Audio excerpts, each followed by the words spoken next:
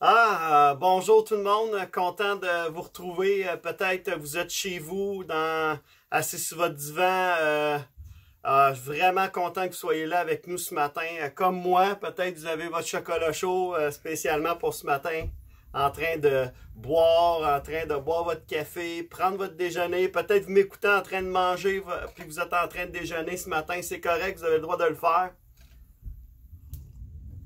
Et vraiment content que vous soyez là avec nous aujourd'hui. Alors pour commencer, juste vous remercier d'être là encore une fois avec moi, puis prendre le temps de m'écouter ce matin.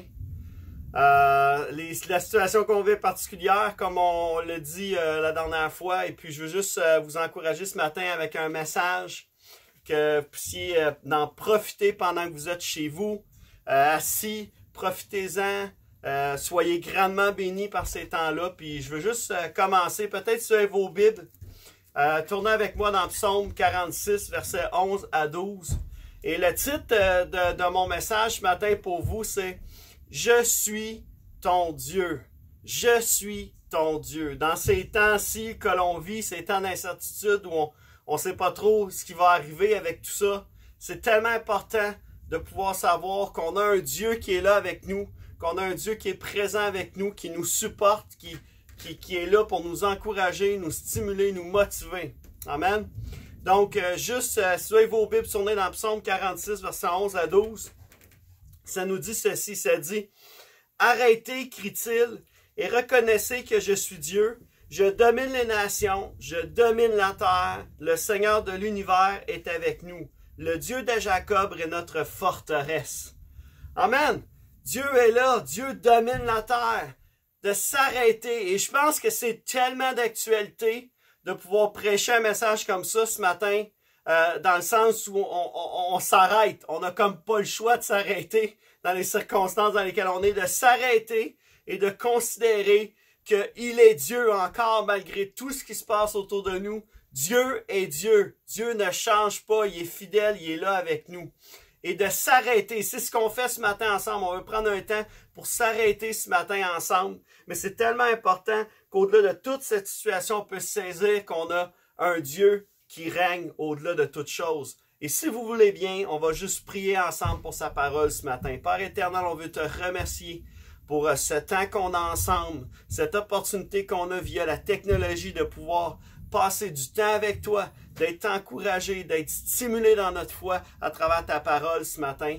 Et je te prie que tu puisses nous fortifier, nous édifier, nous encourager par cette parole, que tu puisses semer dans les cœurs ce qui doit être semé. Et alors qu'on vit ce temps particulier, qu'on puisse s'arrêter aujourd'hui et prendre le temps dans ta parole, prendre le temps de te découvrir à nouveau, de te redécouvrir s'il le faut, Père. On te remercie pour ce que tu fais. Amen. Amen. Et peut-être que vous allez partager ce message-là à d'autres. C'est correct de le faire aussi. Mais sachez vraiment que je veux parler à vous, ceux du Centre chrétien La Sarre particulièrement, où on est dans un temps où on doit s'arrêter et reconnaître que Dieu est là, qu'il domine les nations, qu'il domine la terre. Il est avec nous, le Seigneur de l'univers. Et c'est notre forteresse. Amen. C'est celui en qui on se réfugie ce matin.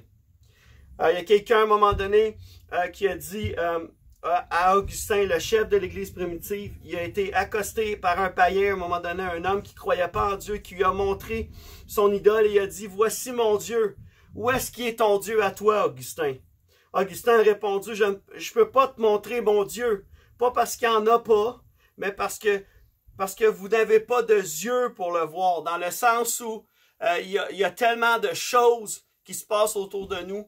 Et des fois, c'est difficile de voir Dieu agir même dans ces situations-là. C'est dans ce sens-là qu'Augustin va dire cette phrase à cet homme-là, non pas par simple curiosité ou quoi que ce soit, ou même par manque de foi, mais juste dans le fait ou de dire, vous ne le voyez pas parce que vous avez les yeux voilés, parce que vous ne voyez pas que Dieu est en train d'agir. Et nous, on ne veut pas être de ces gens-là qui ne voient pas Dieu agir dans la situation, mais qui, au-delà de ça, ouvrons les yeux et regardons autour de nous. Et Dieu est encore là pour agir. Dieu est encore là pour nous fortifier. Amen. Et je veux aller un peu plus loin avec tout ça.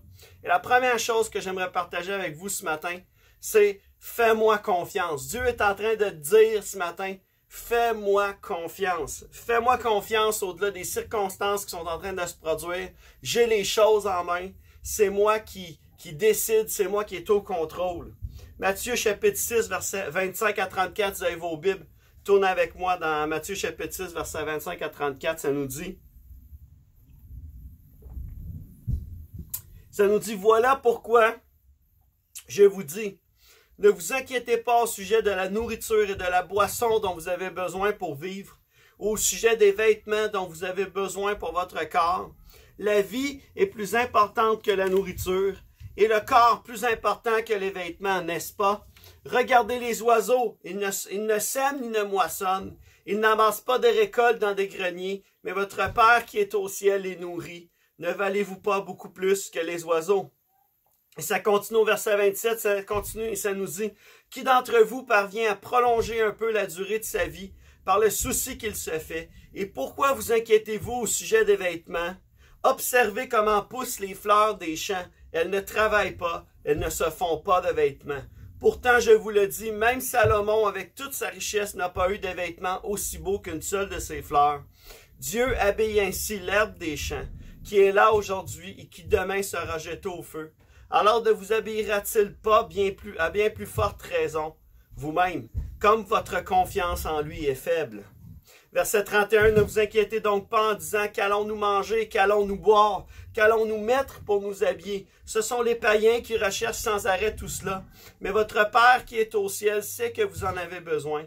Préoccupez-vous d'abord du royaume de Dieu et de la vie juste qu'il demande, et Dieu vous accordera aussi tout le reste. Ne vous inquiétez donc pas du lendemain.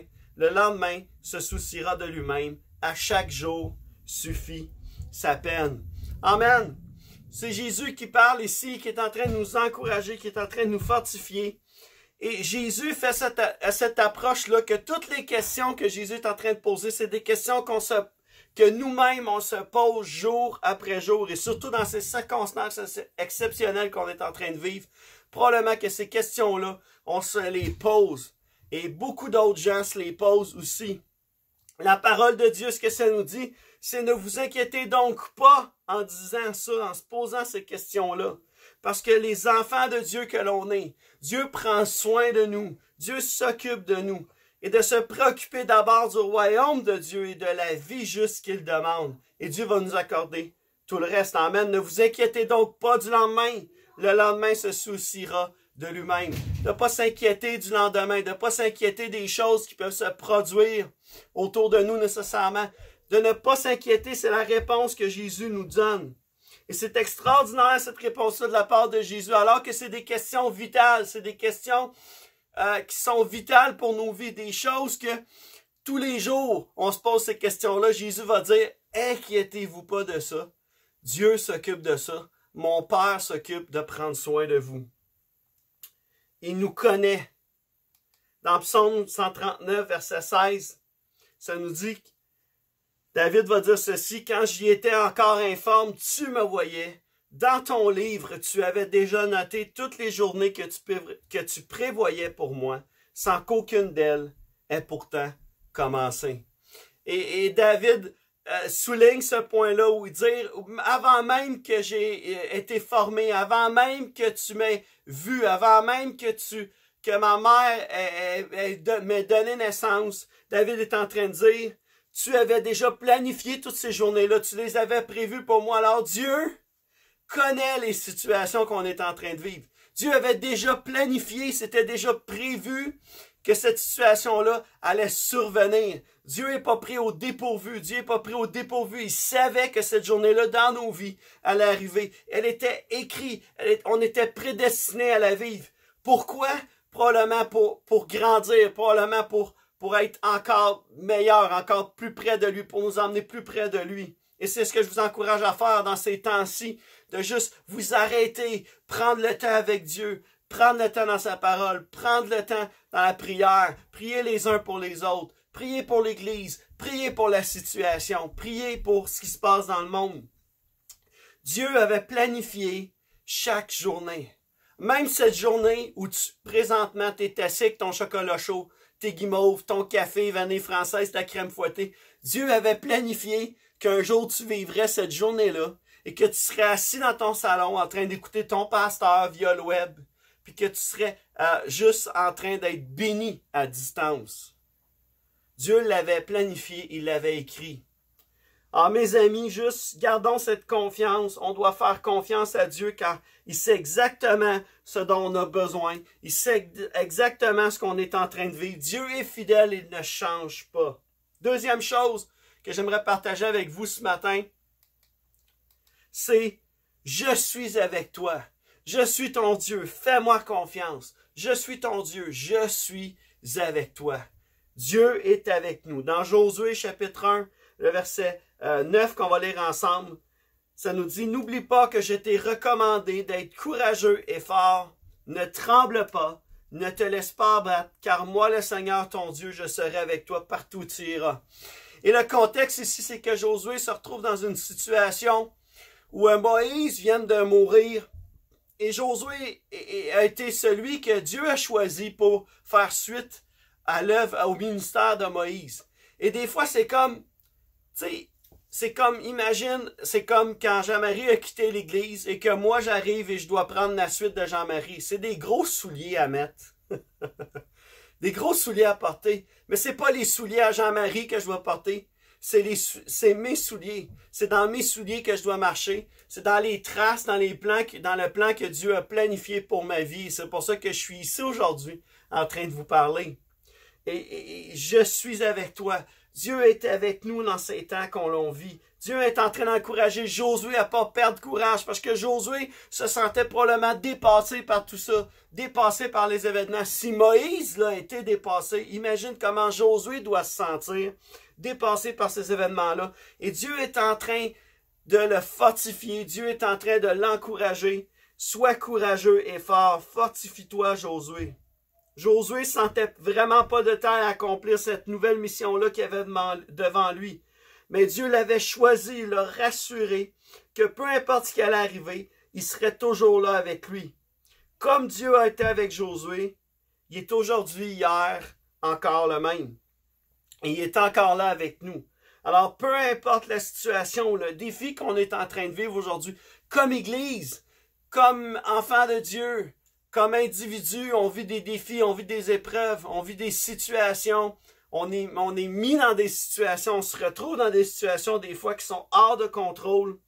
Et Dieu, ce matin, veut te dire, fortifie-toi, prends courage, ça va se terminer, ça va finir, on va y arriver, ensemble, on va y arriver, ensemble, on va y arriver. Ça sera peut-être pas facile, ça sera peut-être pas toujours facile, mais ensemble, on peut avancer. Ensemble, on peut y arriver. Et Dieu est là avec nous, alors qu'on vit des temps peut-être plus difficiles, des temps où on est dans un temps d'incertitude, où on ne sait pas trop ce qui va arriver avec tout ce qui se passe. Je suis content des mesures qui ont été prises pour nous protéger, moi. Honnêtement, je trouve que ça a été géré d'une façon exceptionnelle et on veut honorer le travail du gouvernement par rapport à tout ça, ce qu'ils ont fait. Et c'est important de prier pour nos autorités, de prier pour eux afin qu'il y ait le discernement, que Dieu puisse leur donner la direction qu'ils doivent prendre pour la suite des choses. Alors, ne perdons pas ça de vue.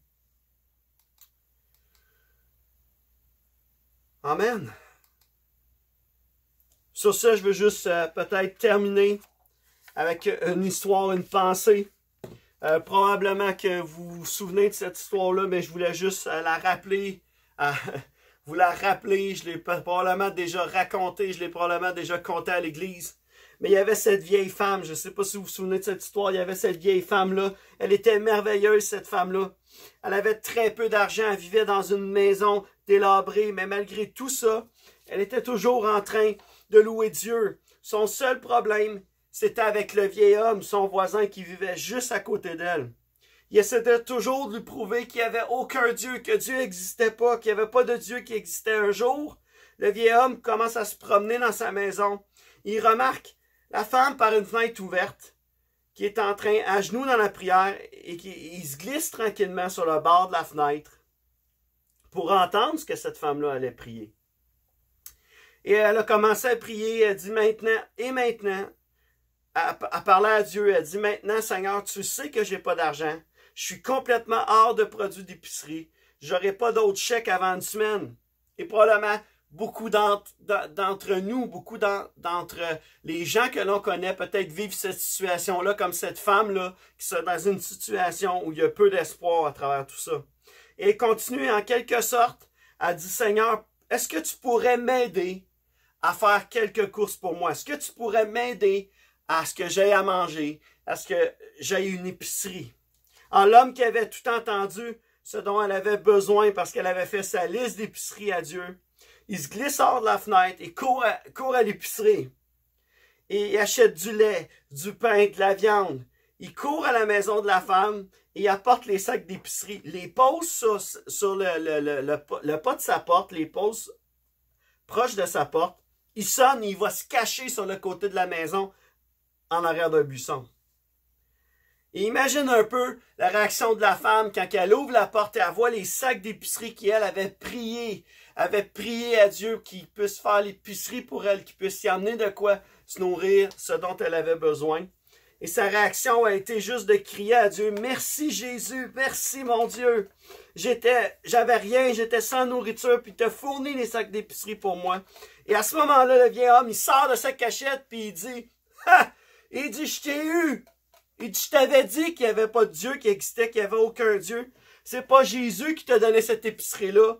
C'est moi qui ai acheté cette épicerie-là pour toi. » Et la femme a dit, « Oh, il y a quelque chose que tu n'as pas compris. » Elle dit, « Non, non, c'est pas comme ça que ça marche. » Elle dit, « Jésus m'a donné cette épicerie-là, mais il a fait payer le diable pour. » Alors, juste qu'on soit encouragé par cette histoire-là ce matin, qu'on puisse être encouragé dans le sens où Dieu est là, Dieu est au contrôle, il est notre Dieu dans les situations que l'on vit, dans les situations de tous les jours. Alors faisons-lui confiance,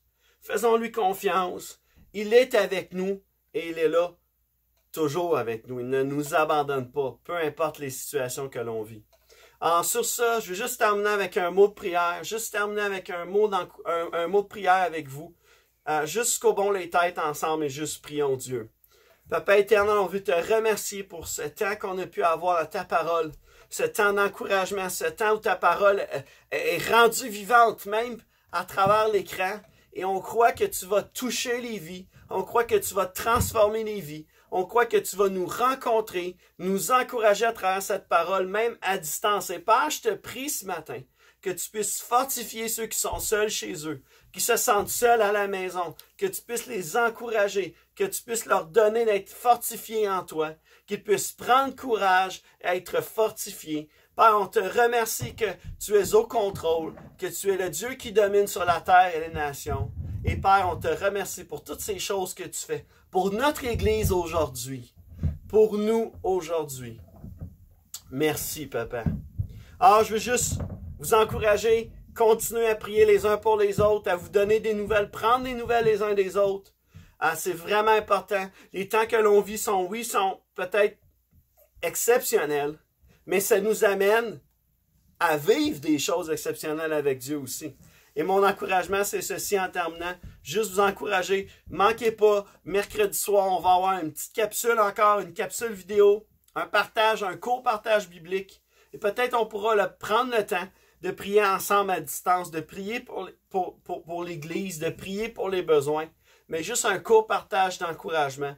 Et si jamais vous vous sentez vraiment comme dépourvu, vous dites, me semble, je manque de quoi, allez sur notre site web www.centrechrétienlassar.com et on a des prêches qui sont là en ligne, il y a des prédications qui sont déjà là en ligne, qui sont audio.